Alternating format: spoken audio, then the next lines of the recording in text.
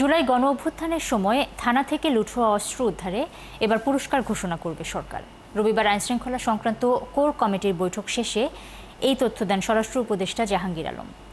তার আশা, নির্বাচনের আগে আইনশৃঙ্খলা পরিস্থিতির আরও উন্নতি হবে। জানান, গাজীপুরে সাংবাদিক হত্যার বিচারে দ্রুতই চার্জশিট দেবে পুলিশ। শারমিনীর রিপোর্ট। ২০২৪ সালের ৫ আগস্টের আগে ও পরে বিভিন্ন থানায় হামলা ও অস্ত্র লুটের ঘটনা ঘটে। স্বরাষ্ট্র মন্ত্রণালয়ের হিসেবে এখনও উদ্ধার না হওয়া অস্ত্রের সংখ্যা প্রায় ৭০০।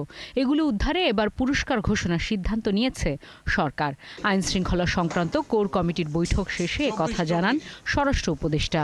আমাদের যে হাতিয়ারগুলি হারাই গেছে, এগুলির উদ্ধারের জন্য আমরা একটা সার্কুলার দিচ্ছি এবং এখন একটা প্রাইজও ডিক্লেয়ার করতেছি যে ইনফরমেশনটা দিতে পারবে তারা আমরা একটা কত টাকা দিতে পারি, ওরকম একটা নিজেদের ভিতরে আমরা একটা কমিটি করে আমরা হয়তো ২-৪ দিনের ভিতরেই হয়তো মিডিয়ায় দিয়ে দিব। যদি আপনারা কেউ খবর দিতে পারেন তবে ওই পুরস্কারটা সে পাবে। আর গাজীপুরের সাংবাদিক হত্যা কোনোভাবেই কাঙ্ক্ষিত নয় জানিয়ে তিনি আরও বলেন, অভিযুক্ত প্রায় সবাইকেই আটক করা হয়েছে।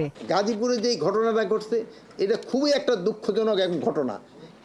এই ধরনের ঘটনা ঘটুক মানে আমাদের এই সমাজে কেউ এটা চিন্তাও করতে পারে না, বাট ঘটনাটা ঘটে গেছে। এই ঘটনায় যারা জড়িত তাদের আমরা হয়তো ম্যাক্সিমামে আইনের আওতায় নিয়ে আসছি, বাট যে জীবনটা চলে গেল তার তো আর কম্পেনসেশন দেওয়া যাচ্ছে না। আমরা চেষ্টা করতেছি যত দ্রুত দেওয়ার যায় আমরা চার্জশিটটা দ্রুত দিয়ে দিব, যেহেতু আরও কয়েকটা কিন্তু আসামি ধরা বাকি রয়ে গেছে। গাজীপুরের মতো বাস্তবতা থাকলেও আইন শৃঙ্খলা পরিস্থিতির আগের চেয়ে উন্নতি হয়েছে বলে দাবি করেন স্বরাষ্ট্র উপদেষ্টা।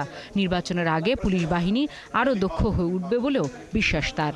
সবার সহজে মেন তো জনগণের জন্য সব। শারমিন মীরা, ৭১, ঢাকা।